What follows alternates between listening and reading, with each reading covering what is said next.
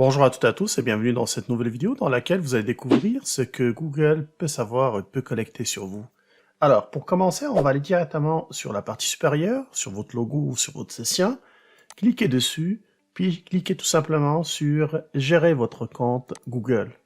Ceci va ouvrir directement les paramètres de votre compte. Sur la partie gauche de l'écran, cliquez sur « Données et confidentialité », puis descendez un petit peu plus bas pour localiser l'option « Annonce personnalisée ».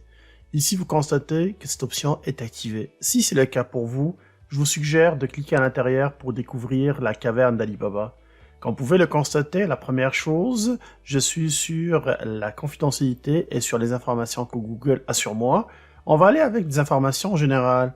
Donc, comme vous pouvez le voir ici, Google, il connaît c'est quoi mon genre, il devine à peu près c'est quoi mon âge sans que forcément je lui donne cette information-là.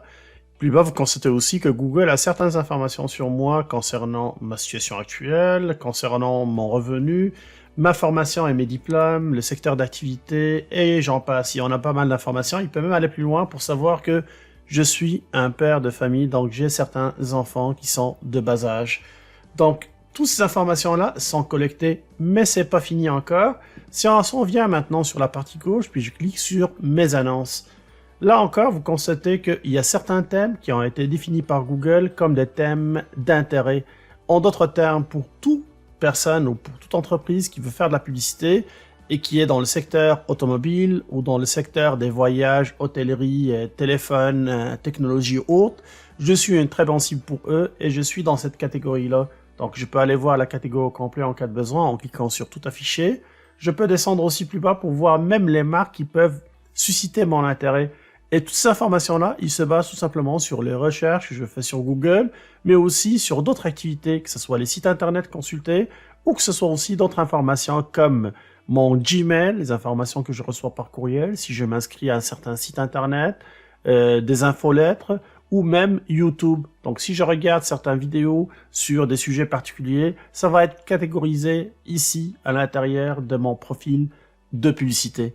Est-ce que c'est fini? Non, vous pouvez encore voir plus en cliquant sur « Personnaliser les annonces ». Là encore, j'ai les détails de tous les thèmes, les marques et les sensibilités. Vous voyez ici vraiment tous les détails de tout ce qui peut m'intéresser.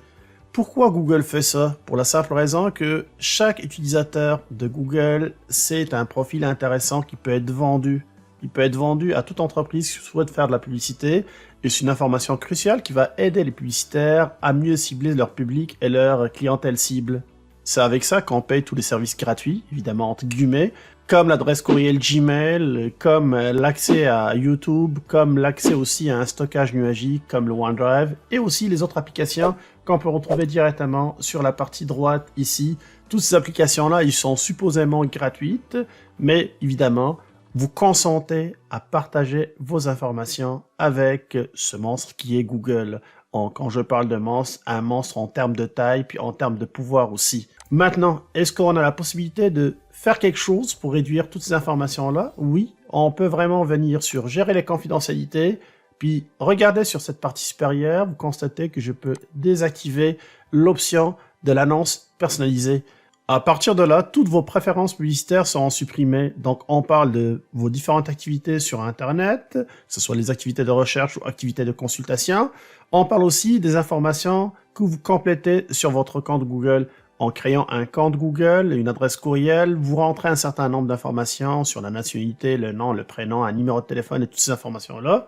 Donc là, automatiquement, ils ne seront pas utilisés par Google à des fins publicitaires. Encore plus bas, vous constatez aussi que les informations concernant les thèmes publicitaires, les marques de préférence et toutes ces affaires-là, eux aussi seront effacées automatiquement. Donc, je vous suggère de désactiver cette option-là.